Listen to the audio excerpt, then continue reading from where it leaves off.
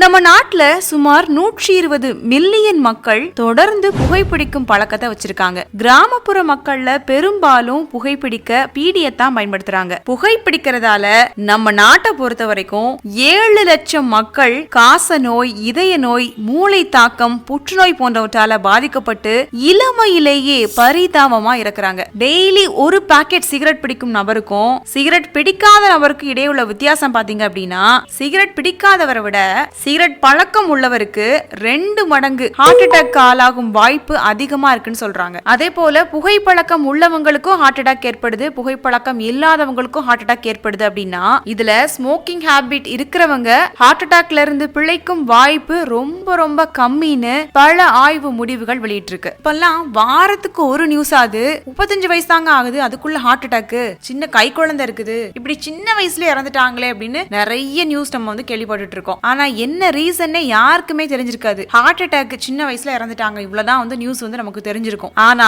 இதுக்கு எல்லாத்துக்கும் பின்னாடி ஒரு பெரிய காரணம் இருக்கு, புகைப்பிடிக்கும் பழக்கம். இப்ப ரீசெண்டா நடத்தப்பட்ட ஆய்வுகள்ல அதிகமா புகைப்பிடிக்கும் நபர்கள், அதுவும் குறிப்பா இளைஞர்கள், மற்ற நல்லா இருக்கக்கூடிய இளைஞர்களை விட ரொம்ப கம்மியான வயசுலயே மிக அதிக அளவுல ஹார்ட் அட்டாக் உள்ளாகும் வாய்ப்புகள் இருக்கு அப்படின்னு சொல்லியிருக்காங்க. இது நீங்க விடாம புகைப்பிடிக்கும் பழக்கத்தை தொடர்ந்து வச்சுக்கிட்டீங்க அப்படின்னா இதய நோய்க்கு ஆளாகும் வாய்ப்பு அதிக அளவுல இருக்கு. பர்டிகுலரா என்ன சொல்றாங்க அப்படின்னா, 30ல இருந்து 40 வயசுக்குள்ளவங்க ஸ்மோக்கிங் ஹேபிட் வச்சிருக்காங்க அப்படின்னா நார்மல் பர்சனை விட 5 மடங்கு ஹார்ட் அட்டாக்கு உள்ளாக வாய்ப்பு இருக்குன்னு சொல்றாங்க. சரி, இந்த சிகரெட் எப்படி வேலை செய்யுது, எதனால ஹார்ட் அட்டாக் வருது அப்படின்னு கேட்டீங்கன்னா, சிகரெட்ல நிக்கோடின் அப்படிங்கிற ஒரு கொடிய வேதிப்பொருள் இருக்கு. இது நம்ம பிளட்ல இருக்கக்கூடிய ஆக்சிஜனுடைய லெவலை குறைக்குது. சோ நம்மளுடைய ஹார்ட் வந்து வழக்கமா செயல்படுறதை விட அதிக அளவு ரத்தத்தை கொடுக்க வேண்டியிருக்கும். இதனால நார்மல் அளவை விட ரத்த அழுத்தம் அதிகமாகுது. இதய தசைகள்லாம் விரிந்து சுருங்கக்கூடிய அந்த ஆற்றலை இழந்து சீரான அந்த இதய துடிப்பை பாதிச்சு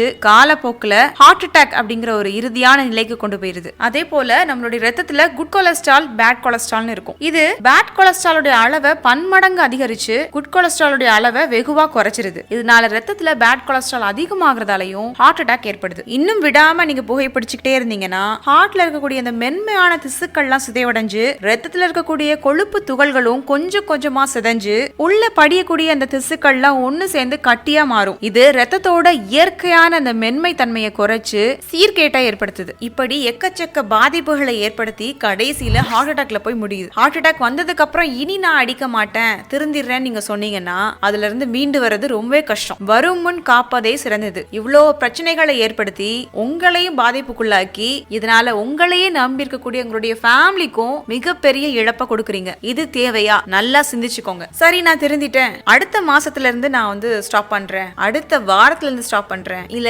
நாளையில இருந்து ஸ்டாப் பண்றேன் அப்படின்லாம் யோசிச்சுட்டு இருக்காம உங்க உடம்ப பத்தி நீங்களே சிந்திச்சு இதனால ஏற்படக்கூடிய பின்விளைவுகளை பத்தி யோசிச்சு உடனே செயல்பட வேண்டிய கட்டாயத்துல இருக்கீங்க. சரி, நான் இன்னையில இருந்து ஸ்டாப் பண்றேன், இதனால எனக்கு என்ன பிளஸ் கிடைச்சிரும் அப்படின்னு கேட்டீங்கன்னா, ஒரு மனுஷன் வாழ்றதே சாப்பிடறதுக்குதான் சொல்லுவாங்க இல்லையா, அந்த சாப்பாட்டோட ருசி நல்லா உங்களுக்கு தெரிய ஆரம்பிக்கும். அப்புறம் வேளை வேளைக்கு பசிக்க ஆரம்பிக்கும். நீங்க டேப்லெட்ஸ் எடுத்துட்டு இருந்தீங்க அப்படின்னா அந்த டேப்லெட்ஸ் எல்லாமே நல்ல வேலை செய்ய ஆரம்பிக்கும். அப்புறம் பாத்தீங்கன்னா புகைப்பிடிக்கிறவங்களுடைய வேர்வை வந்து ரொம்பவே நாற்றம் அடிக்கும். அந்த துர்நாற்றம் உங்க உடம்ப விட்டு போகும். இதயம் நல்ல வேலை செய்ய ஆரம்பிக்கும். அப்புறம் நீங்க எந்த பயமும் இல்லாம புத்துணர்ச்சியான சந்தோஷமான வாழ்க்கையை நீங்க வாழலாம். ஃப்ரெண்ட்ஸ், இந்த வீடியோ நான் எதுக்காக அப்லோட் பண்றேன் அப்படின்னா, சமீப காலமா நானுமே நிறைய நியூஸ் வந்து கேள்விப்படுறேன். என்னுடைய ரிலேஷன் சைட்ல கூட சரி, ஃப்ரெண்ட்ஸ் சர்க்கிள்ல கூட சரி, ரொம்ப கம்மியான வயசு தான் நான் இறந்துட்டாங்க அப்படிங்கறத கேள்விப்படும் போதெல்லாம் ரொம்பவே கஷ்டமா இருக்குது. இது போல இனி ஒரு ஆளுக்கு வந்து நடக்க கூடாது, கொஞ்சமாவது மக்களுக்கு அதை பத்தின அவேர்னஸ் இருக்கணும் அப்படிங்கிறதுக்காக தான் இந்த வீடியோ நான் வந்து அப்லோட் பண்ணியிருக்கேன். இந்த வீடியோ பாக்குற நீங்க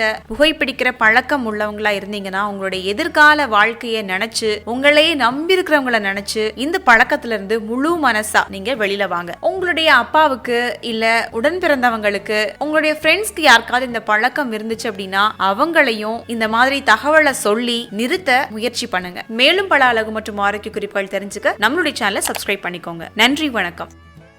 வீட்ல இருந்தே எந்த முதலீடும் இல்லாம மிக எளிமையா நம்ம கேஎம்ஆர் ஷாப்பிங்கோட ப்ராடக்ட்ஸ் ரீசேல் பண்றது மூலமா அழகா சம்பாதிக்கலாங்க.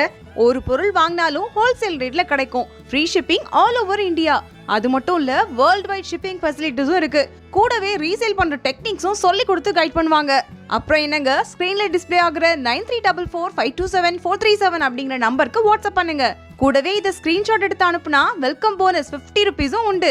ஸோ மிஸ் பண்ணாம நம்பர் நோட் பண்ணிக்கோங்க.